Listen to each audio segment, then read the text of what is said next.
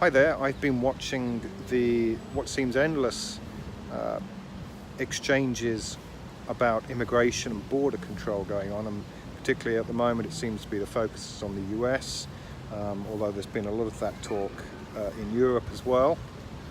And I thought I'd share my views on this topic.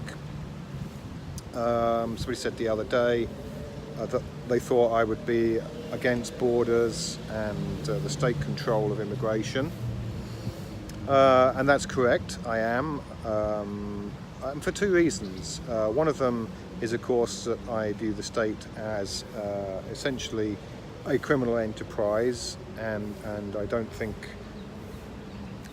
that there is a justification for there to be a state or for the state to be involved in regulating or controlling the migration of people and the security of borders.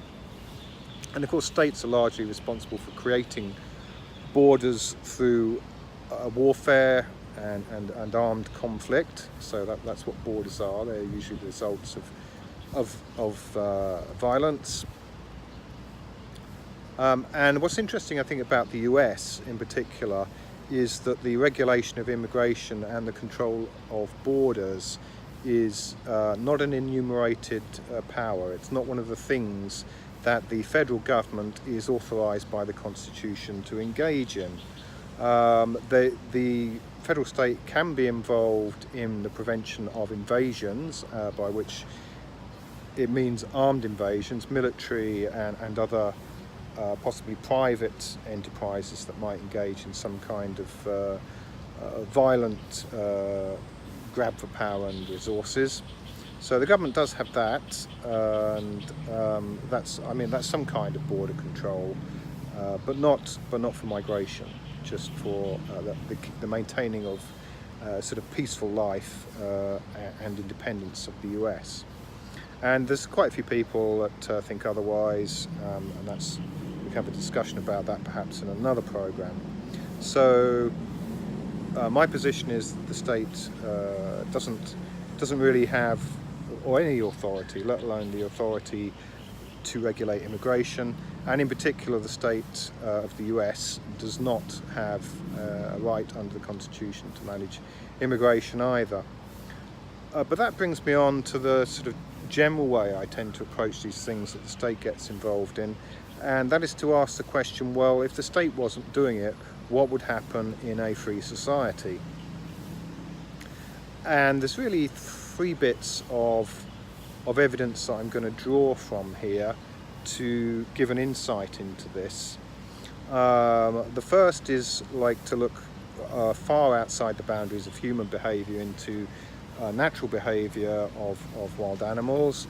And for example, we are cousins of the great apes, genetically speaking, in terms of our evolution. And if you look at chimpanzees, they're very territorial. They definitely enforce borders and prevent any incumbents in coming into their property and consuming their resources, mating with other chimps. So they're defensive of all their resources. And there must be some obviously strong genetic reasons for this. It's self-preservation. Now, of course, we humans are much more complex as primates. We can interact. We can form bonds with pretty much anybody all over the world, and that can be mutually beneficial to the individuals involved. So that brings me to the next piece of evidence that I present, which will be ancient Ireland. Now, ancient Ireland was still a very sophisticated culture, very advanced in many ways compared to the rest of Europe at the time. And although obviously they didn't have a state or a central government, they were a stateless society.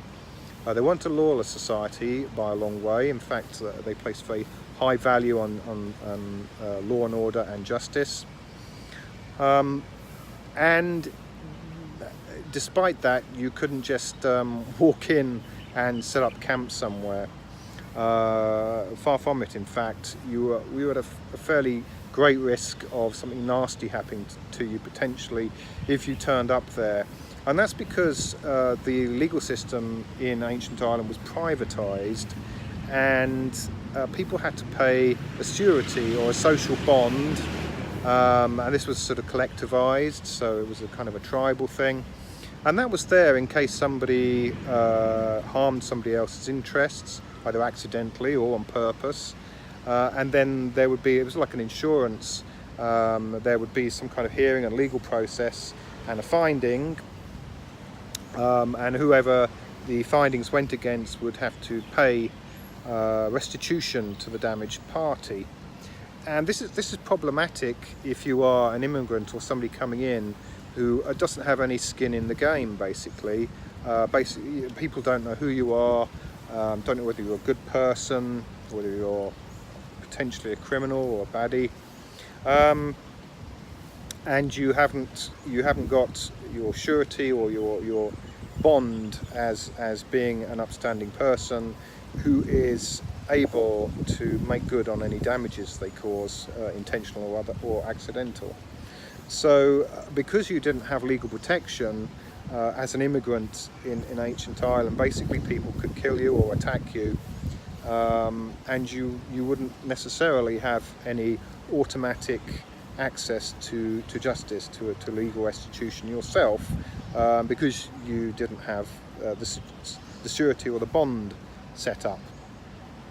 And this is very important to understand, because the state in most countries offers its legal services, usually very poor legal services, to everybody, irrespective of whether they are a criminal with a long history of terrible behaviour, or whether they're an entirely innocent party. And that didn't happen in the free world. And finally, I suppose, as a more contemporary example, I'd like to talk about the Swiss and Switzerland. It's much closer to a direct democracy than many of the representative democracies in the world. And it's divided into these cantons, so they're much more autonomous. They have people have much more of a say about how life is in Switzerland, and it's very far from open borders. Very far from open borders. They have quite a strict immigration policy, and becoming a naturalised person in Switzerland is quite a challenge. You need to live there for 10 years, and ultimately you have to have the approval of the people in the canton or commune where you wish to live. So you can't just be anybody, and that's really, I think, highlights the differences between what goes on in free or freer societies and what's happening under the control of immigration by the state. And it's actually, it gets worse, really. The state, of course, when it takes over the control of immigration, tends to become corrupted, and what you end up with is officials granting residency or at least free flow of people who are actually criminals or don't really qualify as legal immigrants, for kickbacks. So you get bribery and corruption, and all these kickbacks, and you get a sort of a black market in visas and rubber stamps and so forth. So that's one of the problems with the state regulating immigration. And the other one is that immigration becomes a political football. So you have this situation where, when the sort of left side of politics get in control, they want lots of immigrants to come in the country because they tend to be more inclined to vote and support leftist agendas. And this is true of, for example, Islamic migrants, Muslims. In the UK, 60% are Labour supporters, the ones that vote, or so I read. And it's similar as well in the US, where you have sort of Mexicans and South Americans flowing in through the southern border. So it becomes a political football, and also it potentially becomes an avenue for abuse and exploitation. So illegal immigrants don't get their full legal rights. They get used like slaves, and they get denied basic human rights and so on and so forth because they're there illegally.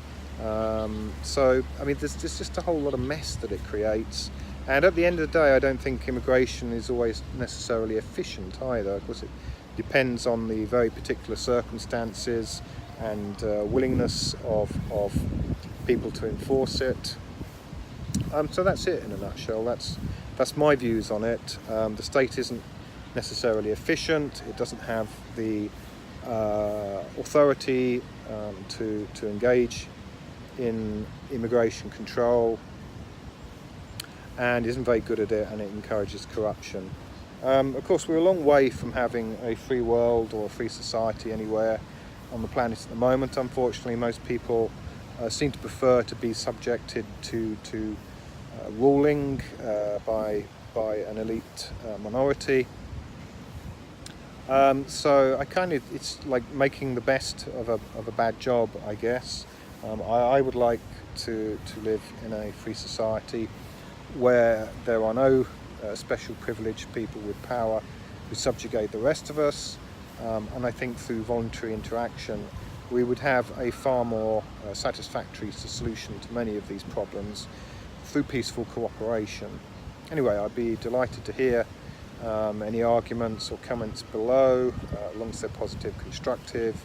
I'm very interested to hear what other people have to say about this and what they think. And thanks for listening. Bye.